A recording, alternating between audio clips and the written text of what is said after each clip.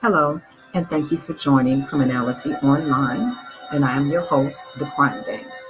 Tonight is October 31st, 2021, Halloween night. And I'm going to tell you the true crime story of the real Candyman. Word of warning: the following contains disturbing descriptions of violence, including violence to children. Reader discretion is advised.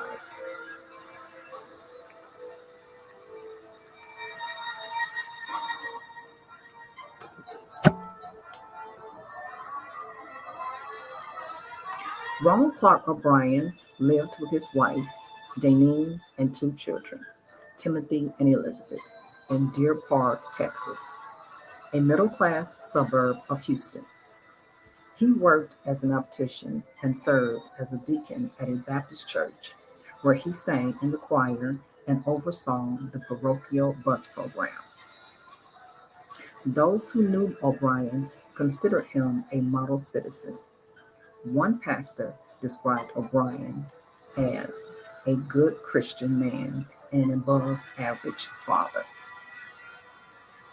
In reality, O'Bryan had difficulty holding down a job. He was employed by 21 different companies over a 10-year period and fired from each one for negligence or fraudulent behavior. In the fall of 1974, 30-year-old O'Bryan was on the brink of being fired again after his employer, Texas State Optical, suspected him of stealing money. His take-home salary of $150 barely covered food and rent, and it was later discovered that he was more than $100,000 in debt. He had defaulted on several bank loans, and his car was on the verge of being repossessed.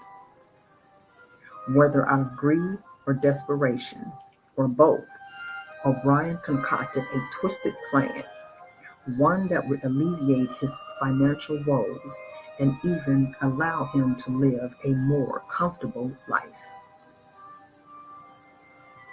An earlier scarier than ghosts and goblins, October 31st, 1974, began like any other Halloween night.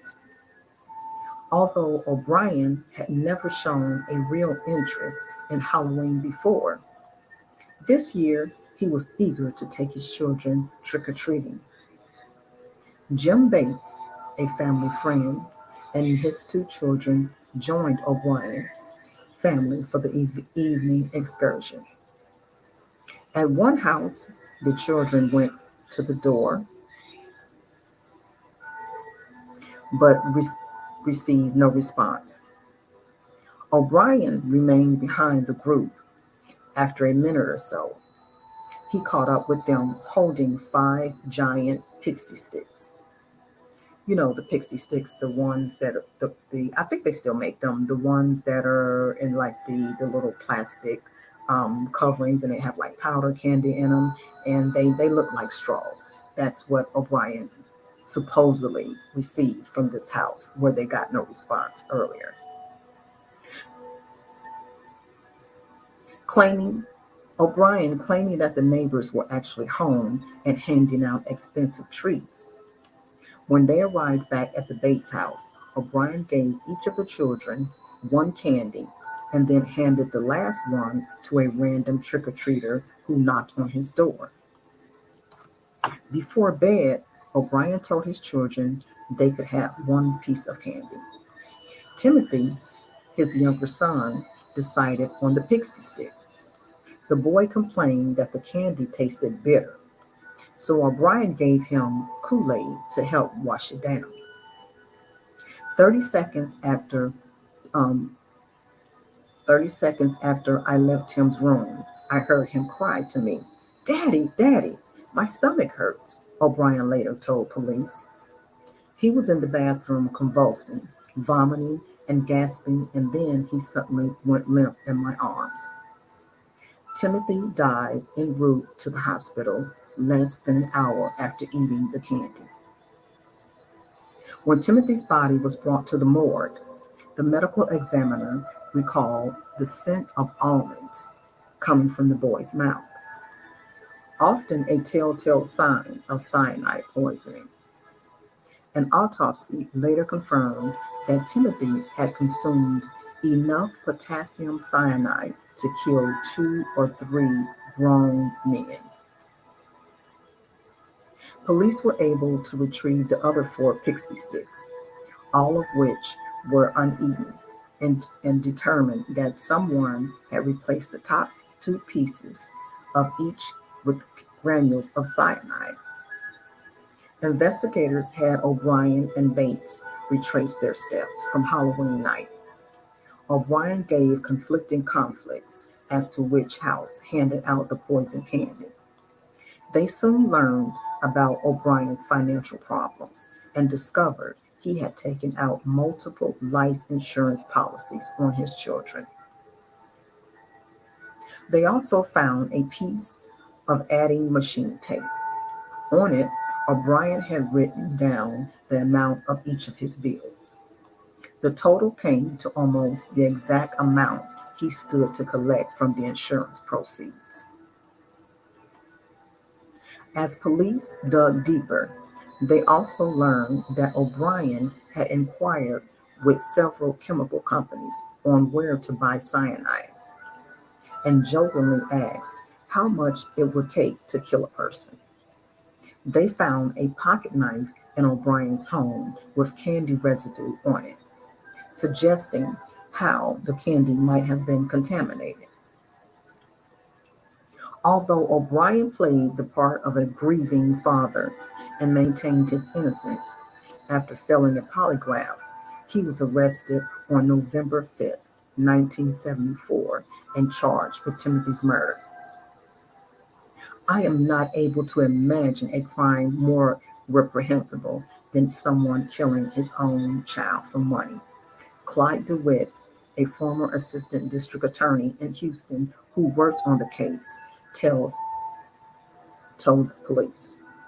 Ronald Clark O'Bryan's conviction and appeals, according to Joni Johnston, a forensic psychologist and private investigator. Poisoners as a group typically lack empathy, evidenced by the premeditated nature in which they kill and the cold, calculating strategy they often use. Poisoning is also an instrument for someone who is kind of cunning and sneaky, not somebody who is going to be physically or verbally aggressive. They are also more likely to be polite behind the scenes, and as a result, they tend to fool people.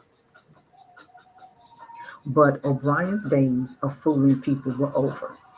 On June 3rd, 1975, after less than an hour of deliberations, a Harris County convicted O'Brien of murder and sentenced him to death. After being found guilty, O'Brien appealed his case multiple times, twice in the Supreme Court. Back then, the constitutional issues surrounding the death penalty were far less than the cases now. O'Brien's attorney had quite a bit of work to do. The facts were extensive and horrible. As I recall, the last sentence of my oral argument to the Court of Criminal Appeals was something like, if these facts do not support the jury's death sentence, there never will be facts that will, says DeWitt, who says he had since developed misgivings about the death penalty. In the end, all appeals were denied, and O'Brien was executed by lethal injection on March 31st, 1984, at the Texas State Penitentiary at Huntsville.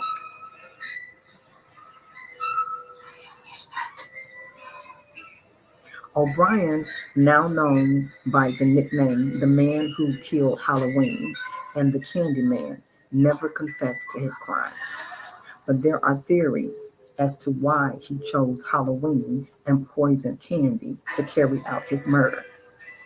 It's thought that he was aware of the urban legends about Halloween poisoners and cynically assumed that his use of cyanide-laced candy would deflect suspicion from him to some annoyance boogeyman. Nearly 50 years later, O'Brien's legacy continues to haunt those familiar with the case.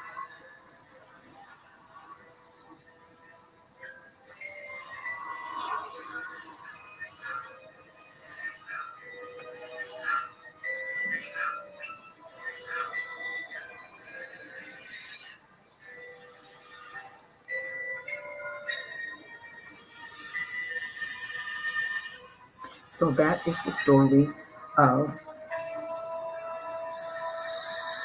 the real life Candyman who poisoned his own son to get out of debt, Ronald Clark O'Bryan. Let me know in the comments what you think about this story. And by all means, parents and grandparents, please check your kids' candy tonight. And happy Halloween from the Crying Dame.